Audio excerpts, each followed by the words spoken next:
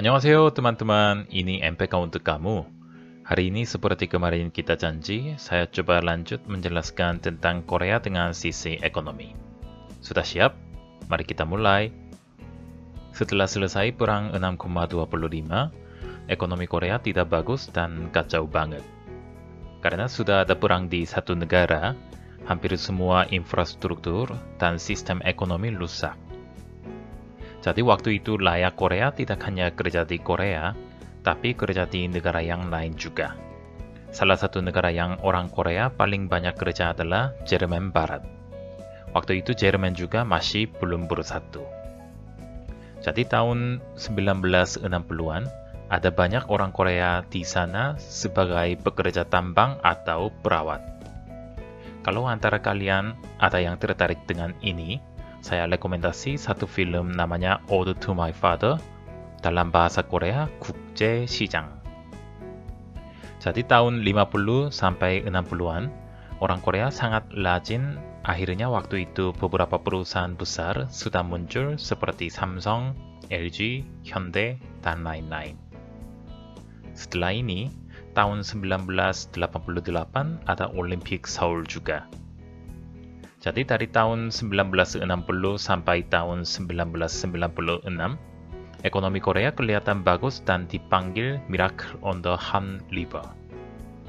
Tapi, tahun 1997, Korea kena krisis ekonomi, jadi akhirnya pinjam uang dari IMF, jadi turun ekonomi drastis. Saat itu untuk membayar hutang ke IMF, layak Korea mulai kumpul emas-emas juga. Tetapi, efek IMF terlalu kuat, jadi waktu itu kira-kira lebih 15 perusahaan besar kolaps dan gerumnya dibubarkan, contoh Daewoo atau Kia. Kalau GDP Koreanya bagaimana?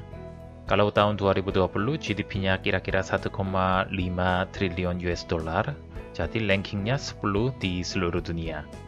Padahal, waktu tahun 1980, GDP Koreanya hanya 6,5 M US dollar. Terus, persentase pertumbuhan ekonomi Korea masa kini turun-turun pelan-pelan. Jadi tahun lalu 2,2%.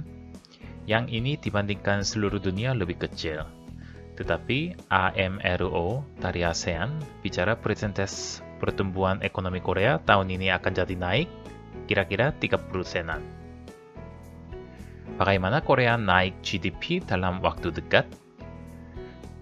Karena jumlah penduduk Korea tidak begitu banyak dibandingkan Indonesia, Amerika, dan lain-lain, makanya pasar domestik Korea kecil. Jadi banyak perusahaan Korea ekspor barang-barang ke negara yang lain dan impor juga banyak. Sekarang kita tahu kenapa Korea berdagang terus dengan negara yang lain zaman dulu. Kemudian ketergantungan ekspor Korea 37,3% dan ketergantungan impor adalah 33%. Jadi totalnya 70,4%. Walaupun nilai ini agak turun karena COVID, tetapi masih tinggi juga. Kalau gitu item utama ekspor apa aja? Sebenarnya ada 10 item utama untuk ekspor, yaitu semiconductor, mobil, display, cellphone, komputer, dan 10 item ini sudah ambil 58% dari seluruh ekspor juga. Terus 10 item utama impor adalah oil, natural gas, material semiconductor, batu bara, material chemical, dan lain-lain. Karena sumber daya alam kurang cukup di Korea. Antara perusahaan-perusahaan Korea paling terkenal adalah Samsung, LG, Hyundai, SK, dan lain-lain. Mungkin kalian pernah dengar nama perusahaan-perusahaan ini.